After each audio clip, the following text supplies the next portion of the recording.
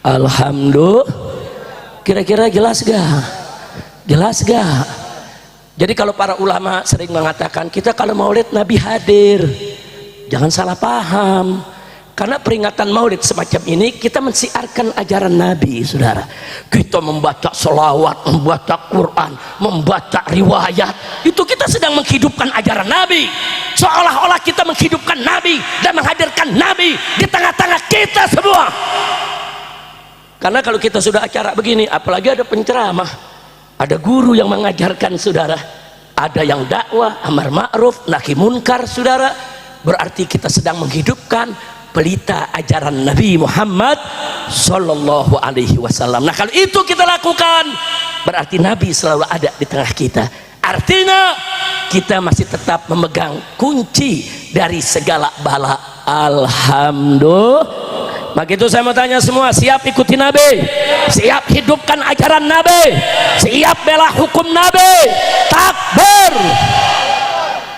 Nampaknya negara Indonesia yang tadi disampaikan oleh Habib Muhsin sedang semerawut ini, salah satu sebab utamanya adalah banyak yang meninggalkan ajaran Nabi. Minuman keras haram, pemimpin yang beragama Islam malah ngizinin pabrik minuman keras. Nabi sudah menyampaikan judi itu haram, para pemimpin yang memimpin umat beragama Islam malah ikut-ikutan main judi. Yang terlibat judo banyak banget pejabat, saudara. Nabi sudah mengatakan perzinaan itu haram, saudara. Tapi sekarang pelacur itu malah dilokalisasi, diizinkan, saudara. Apa mau mereka, saudara? Pantas ada musibah di mana-mana, bencana di mana-mana. Kenapa? Karena kita tidak hidupkan Nabi di tengah kita, karena kita tidak lagi menghidupkan ajarannya di tengah kita. Makanya kenapa Nabi memerintahkan kita amar ma'ruf nahi munkar. Kalau kita amar ma'ruf nahi munkar, ajaran Nabi akan selalu hidup, saudara. Karena orang nggak berani sembarangan berbuat maksiat. Begitu amar ma'ruf nahi munkar ditinggalkan, orang akan sebebas-bebasnya melakukan maksiat. Sehingga, saudara, kita tidak lagi menghidupkan ajaran Nabi di tengah kita. Inna lillahi wa inna ilaihi raji'un. Nah, maka itu saya mau tanya nih sekali lagi nih semua, mau selamat? Mau Indonesia berkah? Mau. Siap laksanakan ajaran Nabi? Siap. Siap hidupkan ajaran Nabi? Siap. Takbir. Allahu Akbar. Sallu ala Nabi. Allahumma salli wa sallim alaihi. Yang kedua, hanya dua saja tadi saya katakan, saudara, sesuai dengan ayat yang kita baca. Jadi umat ini selamat pertama, wa anta fihim, selama engkau ada di tengah-tengah umat. Nah, yuk kita hidupkan itu supaya Nabi selalu ada di tengah kita dengan menghidupkan ajarannya, insya Allah. Yang kedua, wahum yastaghfirun, wa ma kana Allahu mu'adzibahum wa hum yastaghfirun. Allah tidak akan membinasakan mereka, menjadi pengadab mereka selama mereka saudara. Istighfar ini luar biasa. Istighfar ini, saudara, penyelamat kita dari bala, penyelamat kita dari musibah, saudara. Bahkan ulama-ulama salaf, saudara, banyak mengajarkan kepada kita bagaimana, saudara, ada riwayat-riwayat yang menjelaskan, saudara, betapa seringnya terjadi kondisi Allah sudah murka. Allah sudah murka mau mengirimkan azabnya, tapi tatkala umat manusia beristighfar, Allah nggak turunkan azabnya, saudara. Allah nggak kirimkan azabnya, Allah nggak binasakan mereka. Wahum yastaghfirun. Jadi istighfar itu luar biasa manfaatnya. Makanya Nabi ngajarin umat, saudara. Dalam hadis Sahih Bukhari, Nabi pernah mengatakan, atau kama qala Nabi sallallahu alaihi wasallam, inni la yughanu ala qalbi wa inni la astaghfirullah fi kulli yaumin 70 marrah. Sedangkan di dalam riwayat Sahih Muslim mi'ata marrah. Jadi Nabi mengatakan, sesungguhnya aku tertutup, aku punya hati Nanti kita jelaskan maksudnya apa, saudara. Sesungguhnya aku tertutup, aku punya hati, dan aku beristighfar kepada Allah dalam sehari 70 kali. Itu riwayat Bukhari, saudara.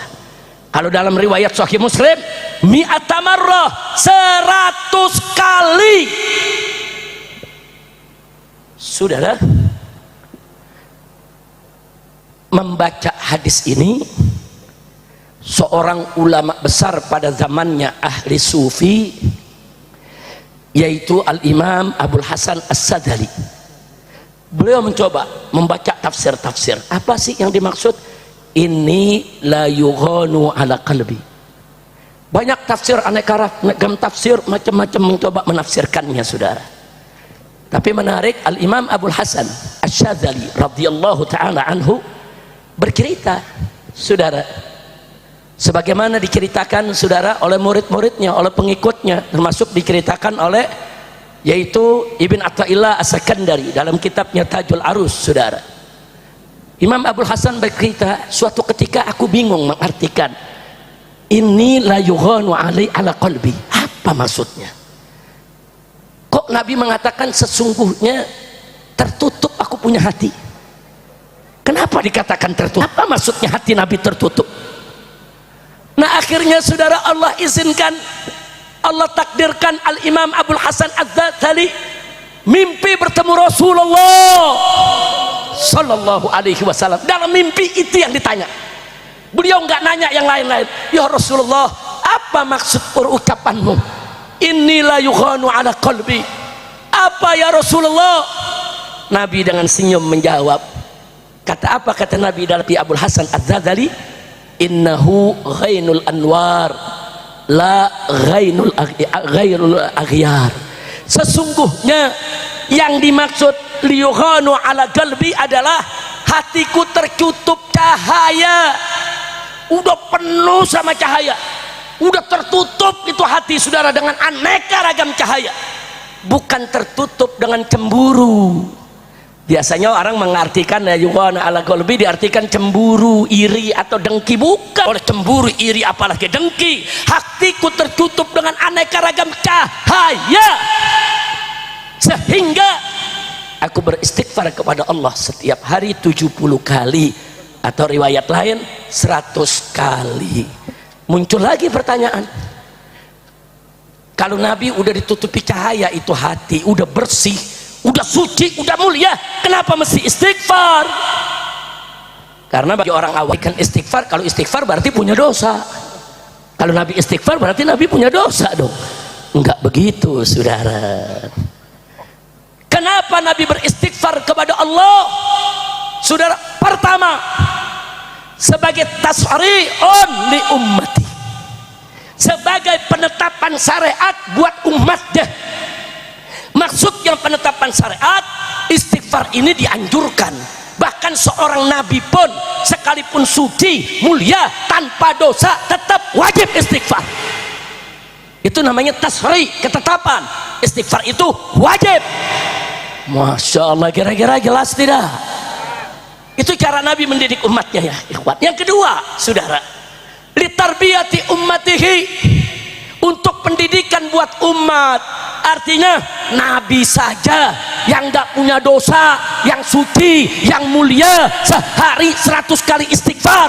Mestinya kita umatnya yang banyak dosa, yang berlumur maksiat, saudara, yang sudah kotor, kita punya badan dengan segala dosa, mestinya malu. Nabi saja yang gak punya dosa, 100 kali istighfar per hari, mestinya kita harus lebih dari 100. Kira-kira jelas gak? Nah, sekarang saya mau tanya, dahsyat gak Nabi mendidik? Hebat gak didikan Nabi? Hebat. Luar biasa. Nabi negor kita, umatku, malu dong. Aku yang gak punya dosa 100 kali istighfar. Masa ente yang banyak dosa males istighfar? Contoh Nabi, saudara. Kira-kira jelas?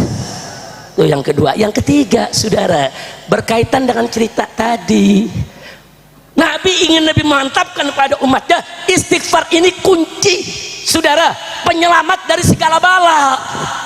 amalkan supaya kita hidup di zaman apapun, saudara, tetap kita istighfar dan membutuhkan penyelamat kita dari bala. Betul takbir, sallu ala nabi. Nah, adapun singkat saja tentang kondisi yang terjadi saat ini, saudara, saya menyerukan kepada seluruh umat Islam dimanapun anda berada, kondisi ini tidak main-main, kondisi ini sangat berbahaya. Sebetulnya yang lebih berbahaya adalah gejolak politik yang ada di atas yang kita nggak lihat, saudara. Ini ada pertarungan kekuasaan, ini ada pertarungan perebutan kekuasaan, sehingga manakala ada masyarakat yang turun ingin menyampaikan aspirasinya, saudara, ingin menyampaikan protesnya, dilindungi oleh hukum, itu dimanfaatkan oleh kelompok-kelompok politik. Masyarakatnya nggak ada agenda politik, saudara. Masyarakat intinya dia mau sampaikan, dia minta keadilan. Jadi nggak betul tuh kalau dikatakan masyarakat yang turun ini diatur. Yang supir ojol, saudara, masya Allah, beliau sedang berjihad mencari nafkah buat keluarga. Wah, beliau sedang nganter pesanan, bukan lagi demo, saudara, bukan lagi demo, nganter makanan, lagi nyebrang ditubruk, saudara. Nah, mudah-mudahan Affan dan lain-lain yang meninggal dunia Allah berikan rahmat, diampuni oleh Allah segala dosanya, diterima segala amal ibadahnya, dimasukkan oleh Allah ke dalam surganya. Nah, itu saya tanya, mahasiswa, masyarakat, ojol dan lain sebagainya, perjuangannya murni tidak? Murni tidak? Murni tidak? Yang tidak murni itu perusuh, betul? Penunggang, betul? Orang politik yang ingin manfaatkan, betul? Kurang ajar tidak? Kurang ajar. Nah, jadi kalau bertanya Habib, kira-kira siapa kita di sini, saudara? Kalau menganalisa, saudara, banyak kemungkinan. Ini begitu rame, saudara. Kalau nanti chaos, saudara, negara ini onar di mana-mana, saudara, kan presiden kan bisa dilengserkan, saudara. Bisa jadi yang bikin ribut yang kebelet pengen jadi presiden. Siapa yang kebelet? Ya lu artiin aja sendiri. Ya kebelet banyak, betul. Yang pengen jadi presiden banyak, betul. Nah, yang kebelet ada yang punya kekuatan, ada yang nggak punya kekuatan. Yang kebelet punya kekuatan duit atau kekuatan massa, nah mereka yang ingin goyang negeri ini. Akhirnya rakyat dikorbankan. Kurang ajar tidak? Kurang ajar tidak? Maka itu kepada para elit politik saya pesan, Anda mau berebut kekuasaan, uruskan kalian. Kalian mau berebut kuasa, berebut politik, urusan kalian. Tapi jangan lupa, kita punya konstitusi, kita punya undang-undang dasar, kita punya aturan. Berebutlah kekuasaan sesuai konstitusi yang ada, betul? Jangan dengan cara-cara licik, cara-cara jahat, apalagi dengan cara-cara mengorbankan rakyat yang tidak berdosa, betul? Jadi begitu saya mau tanya, kalau ada elit politik yang ke depan tetap, saudara, ingin mengorbankan rakyat, biarkan atau lawan? Biarkan atau lawan? Kalau cara-cara kotor begini terus mereka mainkan, saya akan umumkan kepada umat, saudara, kelompok mana, siapa namanya, apa data buktinya, saudara. Saya akan ajak umat rame-rame kita turun, kita singkirkan mereka dari negeri ini semua, saudara. Allahu Akbar. Takbir. Siap tidak berjuang? Siap tidak berjuang? Takbir. Allahu Akbar. Dan masya Allahnya, saudara, ini ribut setiap bulan September. Saya masih ingat tahun lalu saya ceramah di sini nih. Sebelum saya berangkat umroh, saya ceramah di sini, saya titip-titip. Saya katakan, ingat ya, hati-hati ya. Bulan September ini akan ada gerakan besar mau menggagalkan pelantikan presiden. Tolong kalau ada perusuh-perusuh masuk Jakarta, kampung kita, sikat. Jangan biarkan. Ingat tidak? Ingat. Saya sampaikan, saya titip kepada anda semua. Saya mau berangkat umroh. Nah, waktu itu Bang Tatang juga ada, semuanya di sini. Jawara kita titipkan semua, saudara. Jaga Jakarta, jaga kampung kita. Ini September yang tahun lalu bisa terjadi kerusuhan, keributan, tujuannya menggagalkan daripada pelantikan presiden, saudara. Alhamdulillah di bulan September semua terkendali, umat semua waspada. Lagi-lagi sekarang ribut, saudara, masuk bulan September di akhir Agustus, hati-hati nih, September bisa lebih besar lagi nih, saudara. Ini September ini bulannya PKI, saudara. Mereka ingin bangkit lagi, mereka ingin bernostalgia dengan pemberontakan mereka dulu yang berhasil membunuh 7 pahlawan revolusi, sebagian besarnya adalah jenderal. Saudara, dipikir sekarang ini, saudara, setelah umat dicekoki PKI sudah tidak ada, PKI sudah tidak ada, PKI sudah tidak ada, umat dininabobokan, saudara, supaya umat lalai, tidak waspada. Nah, begitu malam ini saya ingin ajak sekali lagi untuk waspada. Dari kemarin saya sudah keliling Jakarta, sudah ceramah di mana-mana dan sudah viral kemana-mana, saudara. Umat Islam di kampung masing-masing bikin posko-posko keamanan, bikin posko-posko keamanan, bikin posko, saudara. Jaga rumah kita, jaga rumah tetangga kita, jaga masjid, jaga musola, jaga majelis taklim, jaga pesantren. Jangan lupa jaga kiai, jaga ulama, saudara. Jaga tokoh-tokoh kita, saudara. Kalau ada orang hari ini berani lempar molotov ke rumah pejabat, besok bukan nggak mungkin dia berani lempar bom molotov ke rumah kiai, saudara. Sudah terbukti kok, saudara. Di Jawa Tengah berapa banyak pengajian-pengajian habaib dan kiai-kiai yang dibubarkan oleh kelompok-kelompok laskar setan. Betul? Betul. Betul? Betul. Siapa yang berani membubarkan majelis-majelis taklim kalau bukan neo PKI? Nah, begitu saya ingatkan sekarang, saudara, ya, ini nggak main-main. Sebelum jadi penyesalan, jaga. Dan kita nggak usah ikut-ikutan. Kalau tidak ada komando ulama, nggak usah turun, saudara. Turun baru kalau ada komando ulama. Setuju tidak? Setuju. Setuju tidak? Setuju. Siap ikut komando ulama? Siap komando habaib? Takbir. Allahu Akbar. Sallu ala Nabi. Apalagi kalau mulai ada perusuh masuk, nyerbu nyergap rumah kiai atau majelis taklim atau masjid, habisi, saudara. Jangan dikasih hati, jangan. PKI mau masuk kampung kita, membakar rumah kita, rumah kiai kita, rumah toko kita, eksekusi. Berani tidak? Berani. Takbir. Allahu Akbar. Nah, begitu juga Bang Tatang, pesankan kepada seluruh jawara yang ada di Jakarta dan sekitarnya. Kemarin saya sudah ketemu itu Bang Darmin yang dari Bekasi, saudara. Tolong semuanya saya minta waspada. Kira-kira bisa waspada tidak? Bisa tidak? Bisa. Ya, kesian rakyat, saudara. Rakyat sudah susah, rakyat sudah menderita.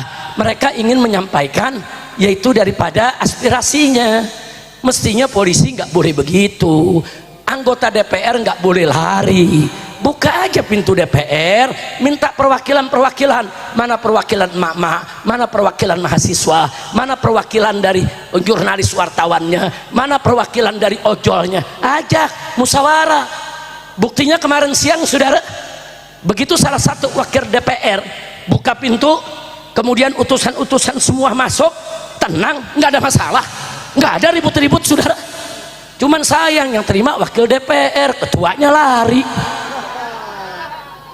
Wakil ketua yang nerima, oh patut kita aspirasi, kita hargai, saudara. Dia terima, dia ngaku salah, dia janji untuk evaluasi, untuk menyerap semua aspirasi. Coba dari hari pertama begitu, betul?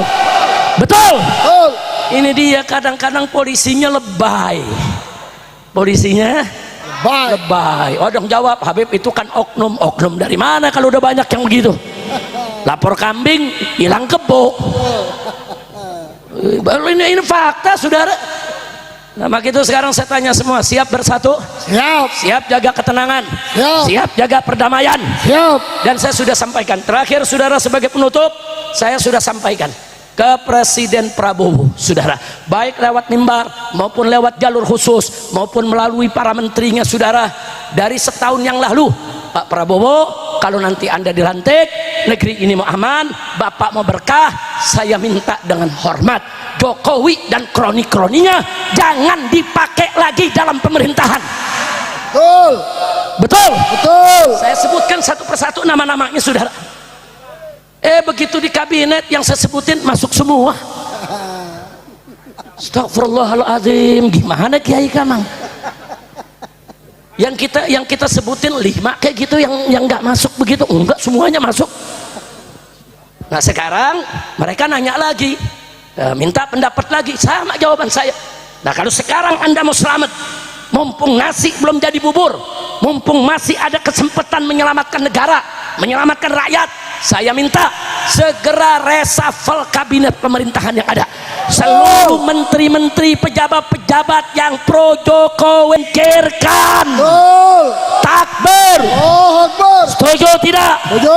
Setuju tidak? Setuju. Takbir. Allahu Akbar. Sallu ala nabi. Allahumma shalli wa sallim. Saya sebutin lagi satu-satu, sudah ada 17 menteri, saudara. Ini orang-orang Jokowi ini yang masuk dalam kabinet Prabowo. Saya sebutin. Oh, ini ada sekian puluh orang yang jadi komisaris-komisaris di BUMN, di BUMD. Ada urusan apa? Saudara, bagi-bagi jabatan untuk mereka yang mereka nggak pernah ngurus negara. Akhirnya BUMN bangkrut, BUMD bangkrut, rakyat bangkrut, kurang ajar. Udah gitu menteri keuangan, do otaknya pajak melulu. Dikit-dikit pajak, dikit-dikit pajak, dikit-dikit pajak. Saudara, jadi kerjanya kayak preman tukang palak. Kalau preman tukang palak, nah kalau menteri tukang palak kan kebangetan. Betul? Yang begini-begini ganti.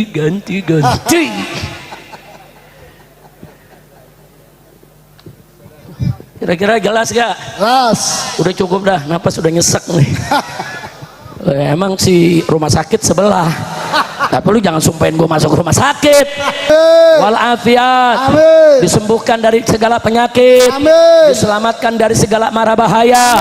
Begitu juga semua habaib, semua kiai yang senantiasa membimbing kita. Ala hadhihi niyya wa likulli niyatin salihah wa ila hadratin nabiyil mustafa sallallahu alaihi wasallam bisiril fatihah.